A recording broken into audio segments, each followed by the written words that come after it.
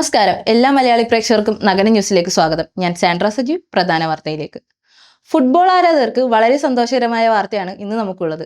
മറ്റൊന്നുമല്ല, കാത്തിരിപ്പിന് വിരാമം നൽകിക്കൊണ്ട് ഫുട്ബോൾ ഇതിഹാസം ലയണൽ മെസ്സി നാളെ കൊൽക്കത്തയിലെത്തും.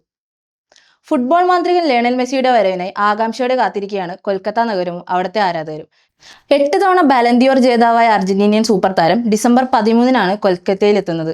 മെസ്സിക്കൊപ്പം ഉറുഗ്വേ താരമായ ലൂയിസ് സുവാരസും അർജന്റീനൻ താരമായ റോഡ്രിഗോ ഡിപ്പോളും എത്തുമെന്നാണ് വിവരം. മെസ്സിയുടെ സന്ദർശനത്തിന്റെ മുഖ്യ ആകർഷണങ്ങളിലൊന്ന് ശ്രീഭൂമിയിലെ ക്ലോക്ക് ടവറിന് സമീപം സ്ഥാപിച്ചിട്ടുള്ള 70 അടി ഉയരമുള്ള അദ്ദേഹത്തിന്റെ പ്രതിമ അനാച്ഛാദനം ചെയ്തുകൊണ്ടാണ്.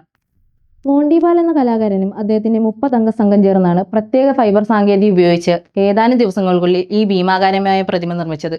ഈ ചടങ്ങ് ഒരു വലിയ സംഭവമായി മാറുമെന്നാണ് ഗിന്നസ് ബുക്ക് ഓഫ് വേൾഡ് റെക്കോർഡിൽ ഇടം നേടുമെന്നുമാണ് സംസ്ഥാന മന്ത്രി സുജിത് ബസുവിന്റെ പ്രതികരണം. മെസ്സിയുടെ സന്ദർശനത്തിന്റെ ഭാഗമായി കടുത്ത സുരക്ഷാ നടപടികളാണ് സർക്കാർ ഒരുക്കിയിരിക്കുന്നത്. ഇന്ത്യയുടെ 4 കോണുകളിൽ നിന്നും മെസ്സി ആരാധകരുടെ പ്രവാഹത്തിനാൽ നാളെ കൊൽക്കത്തയുടെ ഭാരമേറും.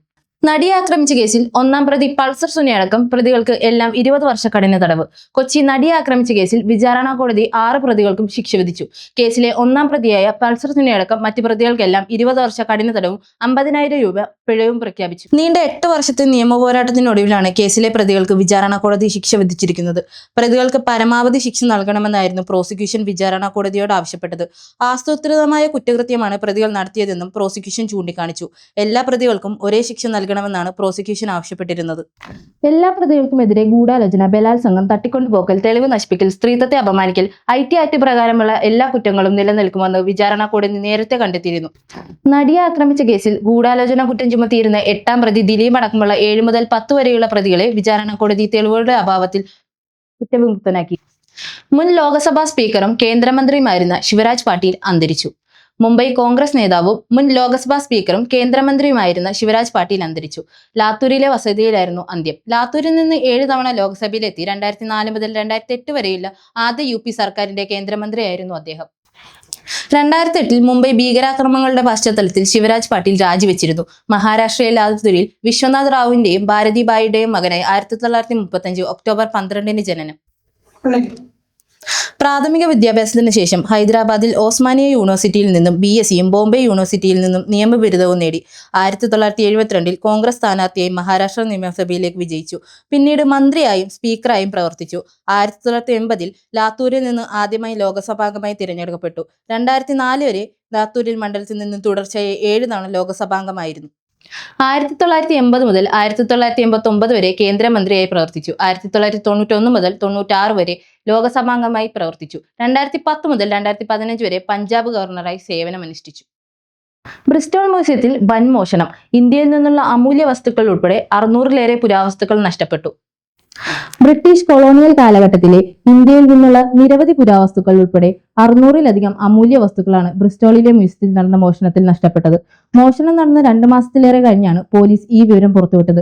സെപ്റ്റംബർ 25-ന് പുലർച്ചെ 1 മണിക്കും 2 മണിക്കും ഇടയിലാണ് മോഷണം നടന്നതെന്ന് പോലീസ് കണക്കാക്കുന്നു.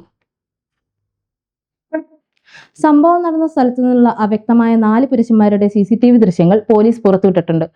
മോഷ്ടാക്കളെ തിരിച്ചറിയുവാനായി പൊതുജനങ്ങളുടെ സഹായം തേടിയിരിക്കുകയാണ് പോലീസ്. PTA വാർത്താ ഏജൻസിയുടെ റിപ്പോർട്ട് പ്രകാരം ആനക്കൊമ്പിൽ നിർമ്മിച്ച ഒരു ബുദ്ധവിഗ്രഹം, ഈസ്റ്റ് ഇന്ത്യ കമ്പനി ഉദ്യോഗസ്ഥന് ഉപയോഗിച്ചിരുന്ന അരപ്പട്ടയുടെ ബക്കൾ എന്നിവയുൾപ്പെടെയുള്ള സാധനങ്ങൾ മോഷണം പോയവയിൽ ഉൾപ്പെടുന്നു. സാംസ്കാരികപരമായി ഏറെ മൂല്യമുള്ള വസ്തുക്കളാണ് നഷ്ടപ്പെട്ടതെന്നും ഇവയിൽ പലതും സംഭാവനയായി ലഭിച്ചതാണെന്നും അധികൃതർ അറിയിച്ചു. കേരളത്തിൽ ഇനി ആര് വാഴും ആര് വീഴുമെന്ന് നാളെ അറിയാം. സംസ്ഥാന തദ്ദേശ സ്ഥാപനത്തിലേക്കുള്ള തിരഞ്ഞെടുപ്പിന്റെ വോട്ടെണ്ണൽ നാളെ നടക്കും. മുൻ തെരഞ്ഞെടുപ്പിനെ അപേക്ഷിച്ച് പോളിംഗ് ശതമാനത്തിൽ 2% കുറവുണ്ടായിട്ടും പ്രധാന മുന്നണികളെല്ലാം തിരഞ്ഞെടുപ്പ് വിജയത്തിന്റെ പ്രതീക്ഷയിലാണ്. നിലവിൽ സംസ്ഥാനത്തെ തദ്ദേശ സ്ഥാപനങ്ങളിൽ ഇടതുമുന്നണിക്കാണ് മുൻതൂക്കം. എന്നാൽ ഈ മേധാവിത്വം തകർത്ത് നിർണായക നേട്ടം കൈവരിക്കുമെന്നാണ് UDFന്റെ അവകാശവാദം. തലസ്ഥാന നഗരമായ തിരുവനന്തപുരം കോർപ്പറേഷൻ ഭരണം പിടിച്ചെടുക്കാൻ കഴിയുമെന്ന് പ്രതീക്ഷിക്കുന്ന BJP സംസ്ഥാനത്തുടനീളം തങ്ങളുടെ വോട്ട് വിഹിതത്തിൽ ഗണ്യമായ വർധനവ് പ്രതീക്ഷിക്കുന്നുണ്ട്. സംസ്ഥാന തിരഞ്ഞെടുപ്പ് കമ്മീഷനുടെ കണക്കനുസരിച്ച് 2 ഘട്ടത്തിലായി നടന്ന വോട്ടെടുപ്പിൽ 73.51% പോളിംഗ് ആണ് ആദ്യം രേഖപ്പെടുത്തിയത്. ഇന്നലെ വോട്ടെടുപ്പ് നടന്ന ദിവസം 7 വടക്കൻ ജില്ലകളാണ് പോളിംഗ് ബൂത്തിലെത്തിയത്. പോളിംഗ് കുറവാണെങ്കിലും ശക്തമായ ത്രികോണ മത്സരം നടന്ന പല വാർഡുകളിലും മികച്ച വിജയം പ്രതീക്ഷിക്കുകയാണ് മുന്നണികൾ. ഇന്നലെ തിരഞ്ഞെടുപ്പ് നടന്ന ദിവസം 7 വടക്കൻ ജില്ലകളാണ് പോളിംഗ് ബൂത്തിലെത്തിയത്. പോളിംഗ് കുറഞ്ഞെങ്കിലും ശക്തമായ ത്രികോണ മത്സരം നടന്ന പല വാർഡുകളിലും മികച്ച വിജയം നേടാനാവുന്ന ആത്മവിശ്വാസത്തിലാണ് പല മുന്നണികളും.